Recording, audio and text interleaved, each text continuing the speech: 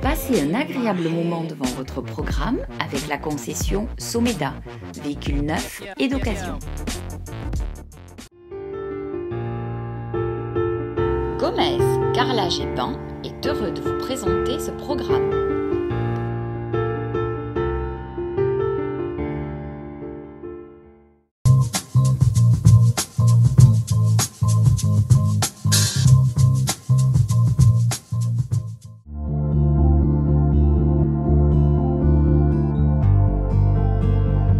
Bonjour, bienvenue sur Kansai. Alors là, c'est un Kansai millimétré puisque nous sommes dans un ascenseur créé spécialement pour un appartement sur un 4e étage, vous allez voir, avec quelques surprises extraordinaires.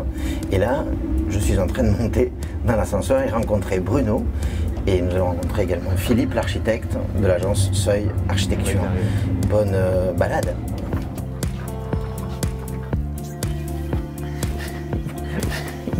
Bonjour Bruno. Bonjour Stéphane. J'ai présenté l'émission dans l'ascenseur, c'était drôle. Ah oui, tu m'étonnes avec la taille de l'ascenseur. Merci de Ça m'accueillir. doit être chaleureux. Merci de m'accueillir. Bienvenue chez nous. Tout de suite très lumineux. Oui, mais quand on est arrivé la première fois dans l'appartement, c'est vraiment ce qui nous a donné le coup de cœur. On avait cette lumière là, en plein hiver qui rentrait dans les pièces, qui étaient des chambres d'ailleurs à l'origine. Là, on était dans des chambres là. Oui. D'accord. Et il y avait vraiment cette chaleur qui ressortait dans cet appartement, c'était super. Donc ici, on se retrouve donc dans une répartition, un petit bureau alcôve, on va dire. Voilà, bureau, une petite alcôve ici pour la lecture, la détente. Beaucoup de décorations méticuleuses, beaucoup de goût, beaucoup de détails en fait, notamment un détail important. Oui, tu nous montres comment... donc, le mobilier. Ouais. Donc le mobilier, il y a des miroirs, des armoires coulissantes qui permet de ranger beaucoup de choses, du bordel notamment, parce qu'on voit que c'est pas très. Ouais, non mais ça va. Un peu moins méticuleux. Donc ça veut dire que là on est sur le rangement qui correspond au bureau. Voilà. Et tout de suite après, la petite astuce qui donne accès à des WC, c'est ça? Voilà, il y a la continuité donc de ces armoires et ensuite l'ouverture de la porte des toilettes qui s'ouvre. Génial. Comme ceci. Donc là, du coup, on se retrouve donc dans un salon, toujours. Voilà, salon, pièce en fait de vie, mais plutôt côté nuit en fait, puisque on a vraiment, on passe plutôt les soirées ici. Ensuite, on se retrouve donc sur votre chambre, une chambre d'amis, c'est ça? C'est ça. Donc il y a une grande chambre avec un dressing et une chambre d'amis qu'on laisse toujours ouvert pour avoir la vue sur les toits de Toulouse. C'est elle qui fait le traversant. Le côté traversant à l'appartement et qui nous a beaucoup plu lors de notre première visite. Et donc après, on a une salle de bain avec laquelle vous avez fait un vrai partenariat avec les gens qui vendent les matériaux. C'est ça. Superbe carrelage. Oui, on a choisi ce carrelage. Pareil, on est parti vraiment de ce carrelage parce qu'il offrait la possibilité de faire des dessins intéressants, plusieurs types de dessins. On a choisi le côté en fait labyrinthe, noir et blanc. Client audacieux, même le porte-serviette. Et le porte-serviette, oui, vous allez le voir après, il y en a une porte-serviette, donc cette serviette fait en cuivre par un vieux plombier qui nous l'a fait vraiment à notre demande. Je crois que Philippe est là, l'architecte. Voilà, Philippe est là, et je crois qu'il est pas loin. On va aller le rencontrer, on va le chercher. Ouais, allez, on y va. Bonjour Philippe. Bonjour Stéphane.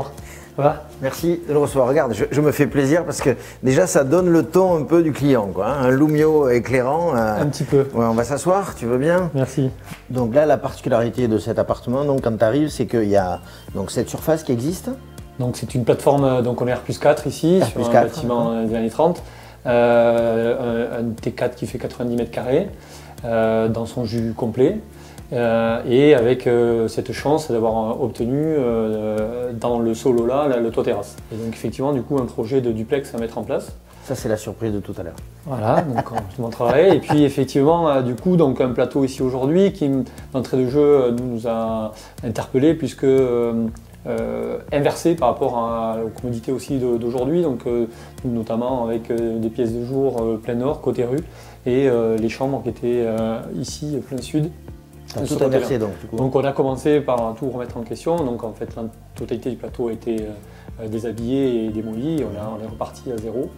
Et donc en jouant de ce volume un peu atypique et la forme du bâtiment est déjà très alambiquée, Et donc ça a provoqué plein d'espaces, plein de subtilités. Là, j'ai envie de dire, on va continuer à se dérober parce que là, c'est la grosse surprise. Ouais, je pense qu'on va profiter du beau temps. Cet escalier qui, lui, avait une fonction, c'était juste monter sur le toit, en fait, c'est ça? Donc là, on va effectivement rejoindre l'escalier qui était à l'époque une partie commune, puisque le toit terrasse était une partie commune. Donc il a été englobé aujourd'hui dans la surface habitable. Alors chut, on y va. Allez. Tu me montres? Allez, on y va. Donc voilà ce petit escalier dérobé.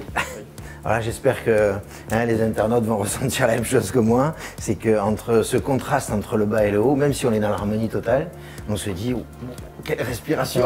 Il n'y a pas que le client qui respire, il y a aussi l'endroit. C'est vraiment un endroit magique ici. Donc on est sur, là, on est sur la toiture sur le toit terrasse existant, donc voilà. Qui est surélevé pour des problèmes techniques, etc., pour passer tout ce qu'il fallait dessus. Isolé aussi. Et puis on construit une ossature bois. Tout est ossature bois là. Ouais, pour des problématiques de poids. Et encore une fois, on retrouve dans cet espace-là l'ambition du projet, c'est-à-dire les contraintes spatiales. Donc on a un volume très découpé, très ciselé, qui est directement dû au plan de la terrasse existante à l'époque et aux contraintes techniques et urbaines, puisque ce bâtiment-là ne pouvait pas être surélevé en pratique. Le seul élément qui nous l'a permis de le faire, c'était d'intégrer une toiture à pente sur le bâtiment existant. La fameuse toiture à pente. D'où effectivement la continuité de notre toit à monopente qui descend effectivement par une verrière qui vient s'appuyer sur le toit existant. Donc la confiance du maître d'ouvrage, le professionnalisme des artisans et le chef d'orchestre. Et quelqu'un qui met tout sa musique. Ouais, bravo quand même Philippe. Donc on te retrouvera, j'imagine, parce que là, je pense que des projets comme ça vont en inspirer d'autres. Écoute, bien sûr, c'est évident. À vous les terrasses toulousaines. C'est évident, donc on va retrouver Bruno pour qu'il nous parle un peu de sa vie dans cette ambiance. Merci Philippe, à très bientôt. Salut. Bruno. Oui. Donc là, on se retrouve sur la terrasse. Voilà. La fameuse 30, 40, 45, 100 mètres carrés. Non, on n'y est pas, mais bon, elle est suffisante pour prendre du bon temps. Alors quand on voit tous ces détails, on se dit, ils aiment recevoir. Ah oui, on aime beaucoup recevoir, bien sûr. Et jusque-là, on se dit, mais ils mangent où, ils cuisinent où, etc. Donc tu me montres un peu. Tout est là, c'est vraiment l'espace jour, l'espace de vie, quoi. Ouais. Donc là, vous organisez donc une zone petit canapé, comme voilà, le petit coin canapé. Tranquille, quoi. Voilà, quand il y a du monde, et même pour nous, bien sûr, pour se reposer. Et après, donc on a la cuisine qui tourne ici, qui partage un peu la partie salon-cuisine. Et donc cette petite terrasse qui nous sert aussi de petit déjeuner, déjeuner et dîner. Donc là, je fais le déj et le petit déj. Voilà. Je dîne là. Voilà, plutôt bien sûr les jours où il fait pas beau, l'hiver. Voilà. Et là-bas, de l'autre côté, la grande terrasse, c'est plutôt pour le côté salon, apéro et puis profiter de la nature.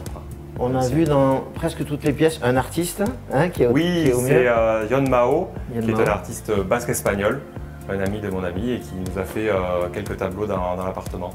C'était un peu pour rebondir sur le partenariat avec toutes ces entreprises qui ont élaboré les choses au fur et à mesure, et aussi l'architecte. Donc est-ce que tu peux nous relater un moment important dont tu te souviens de ce chantier?